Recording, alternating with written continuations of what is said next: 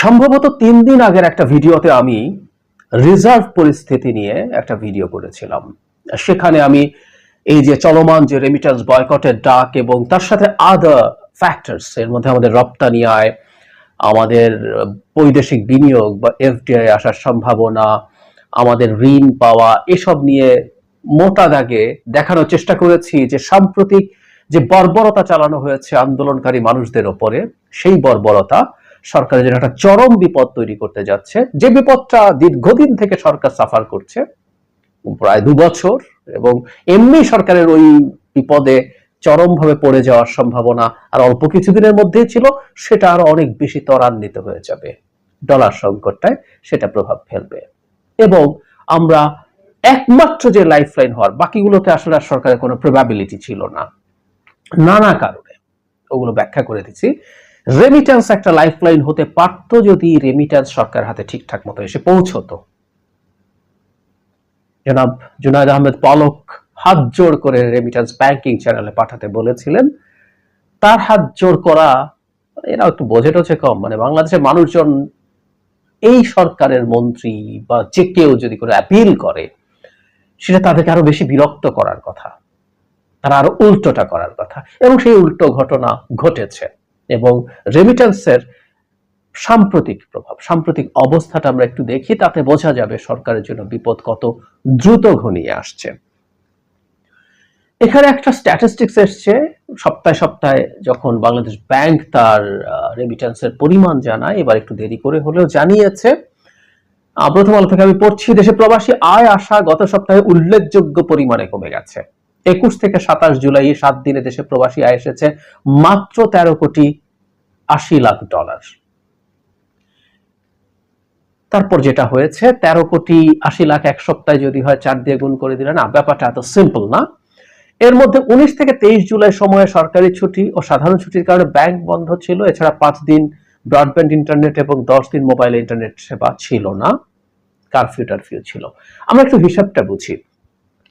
19 থেকে 21 থেকে 27 জুলাই এর মধ্যে আসলে মানে 26-27 শুক্র শনি ছিল, ব্যাংক বন্ধ ছিল। আমরা দুটো দিনকে একটু বোঝার চেষ্টা করি, সেটা হচ্ছে 24-25 ব্যাংক খোলা ছিল। এক সপ্তাহে এর মধ্যে এর আগের সময়টা ব্যাংক মানে ইন্টারনেট বন্ধ ছিল, ব্যাংক বন্ধ ছিল, সবকিছু ছুটির মধ্যে ছিল, বাংলাদেশ ডিসকানেক্টেড ছিল, সব ধরলাম। কিন্তু একটা ঘটনা ঘটে, সেটা হলো এর মধ্যেও যদি মানি এক্সচেঞ্জ ফার্মগুলোতে মানে রেমিটেন্স চলে যায়, সে তথ্য চলে আসে যে আপনি এটা পেয়েছেন, এটা হয়তো বাংলাদেশে এসে পৌঁছতে দেরি হয়, সেটা তারপর আপনি এই তথ্য পেয়ে যান। তারপর আমি আরো সহজ, ঠিক আছে অতটাও দরকার নেই, বাংলাদেশে এসে যে পৌঁছেছে সেই হিসাবটা দেখাই।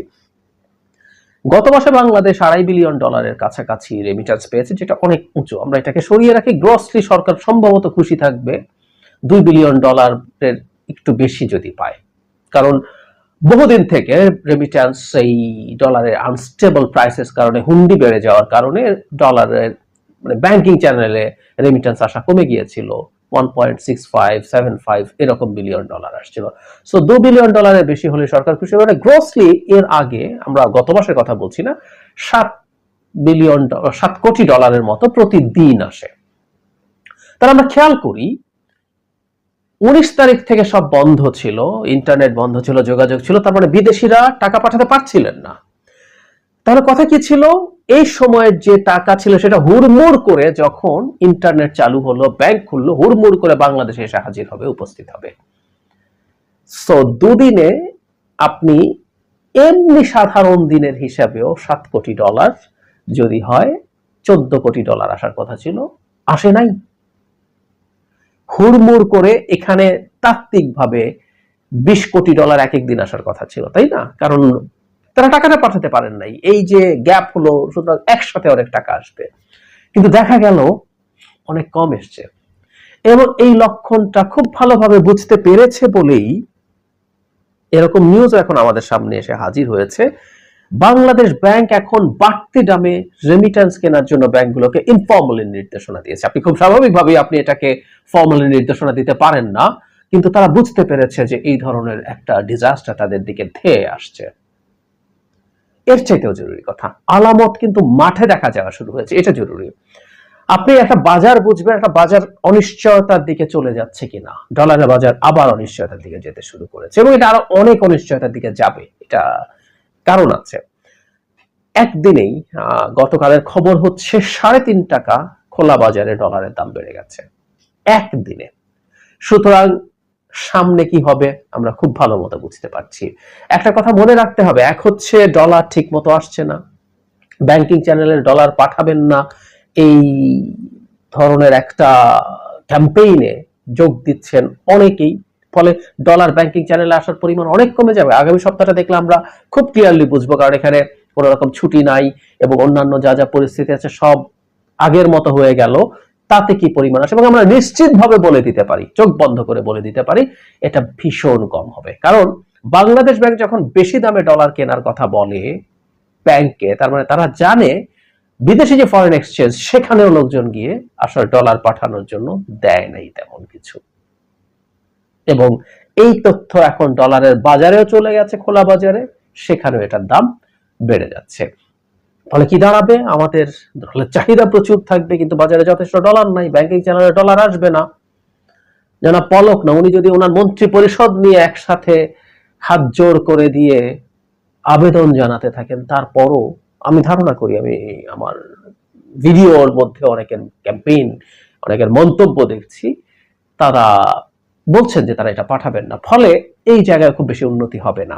আরেকটা জিনিস একটু মনে রাখতে হবে, ডলারের দাম আরো এখন দ্রুত আনস্টেবল হবে, হুন্ডি আরো বেশি এনকারেজড হবে। কারণ হলো, আমি আগে ভিডিওটাতে বলেছি এটার সাথে যে রিলেটেড, তাই আবারও বলছি, সেটা হলো এখন পাচারের পরিমাণ বাড়বে। এখন ধরুন আপনি যদি খুব বড় পাচারকারী হন এবং আপনার যদি পরিচিত কোনো বড় ব্যবসায়ী থাকে যিনি এক্সপোর্ট ইম্পোর্ট জাতীয় ব্যবসা করেন, তাকে দিয়ে আপনি ব্যাংকিং চ্যানেলে পাচার করতে পারবেন, আপনি তাকে দিয়ে পারবেন। আমি ধারণা করি বাংলাদেশে প্রচুর বড় বড় ব্যবসায়ীর ওভার ইনভয়েসিং, আন্ডার ইনভয়েসিং এ যেসব টাকা পাচার হয় ব্যাংকিং চ্যানেলে, তার একটা বড় অংশ আসলে, বা একটা অংশ অ্যাটলিস্ট, দেশের বড় বড় করাপ্ট লোকজনের।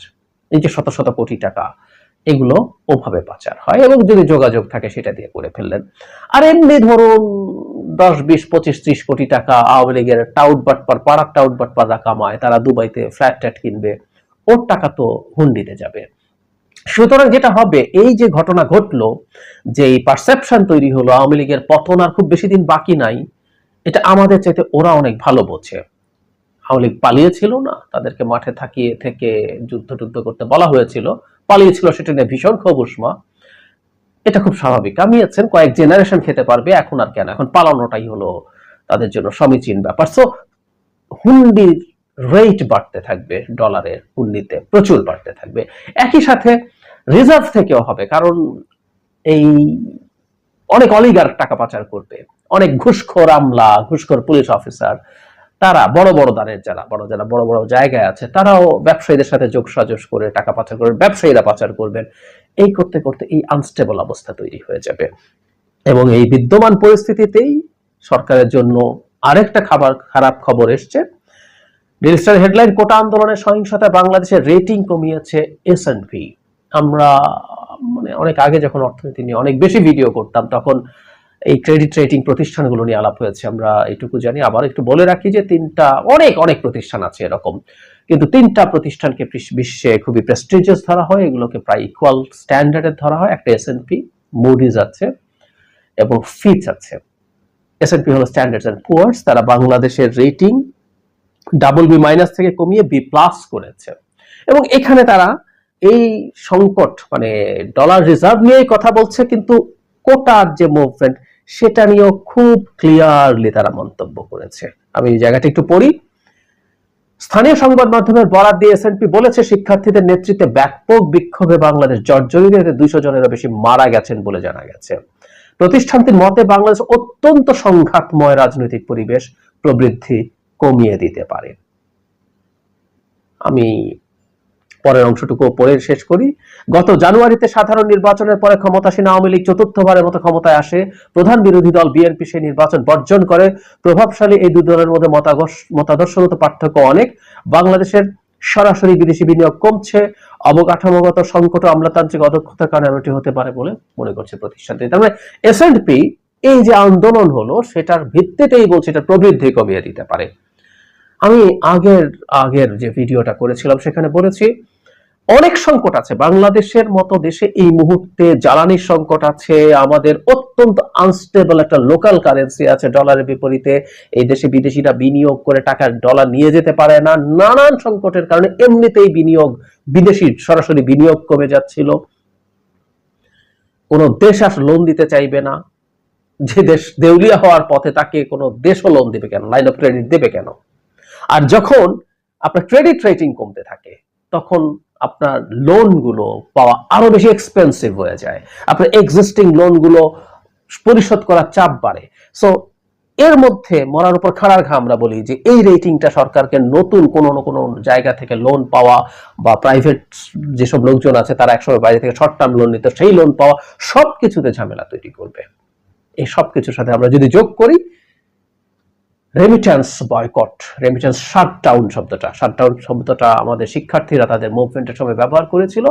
রেমিটেন্স শাটডাউনের যে আহ্বান সেটা আমি প্রচুর পত্রিকায়, প্রচুর টিভিতে রিপোর্ট দেখছি যে সেখানে এটা ঘটছে, এটা খুব সিগনিফিক্যান্ট ভাবে ঘটছে সেটা দেখা যাচ্ছে, এবং অনেকে আশঙ্কা প্রকাশ করছেন এটা খুব স্বল্প মেয়াদী কোনো আবেগের ব্যাপার না, এটা দীর্ঘমেয়াদী কোনো বিষয় হতে পারে, এবং এই দীর্ঘমেয়াদী বিষয় হয় আমরা কেনা বুঝি এটা দেশের, মানে এটা ইনফ্যাক্ট আর খুব বেশি সময় না, আমি আগামী বছরের সামার পর্যন্ত বলছিলাম সরকারের ইকোনমিক ডিজাস্টার খুব খারাপ পর্যায়ে যাওয়ার জন্য, সেটা আরো দ্রুত এগিয়ে আসবে এবং সেই পরিস্থিতি সম্ভবত আমরা দেখতে যাচ্ছি।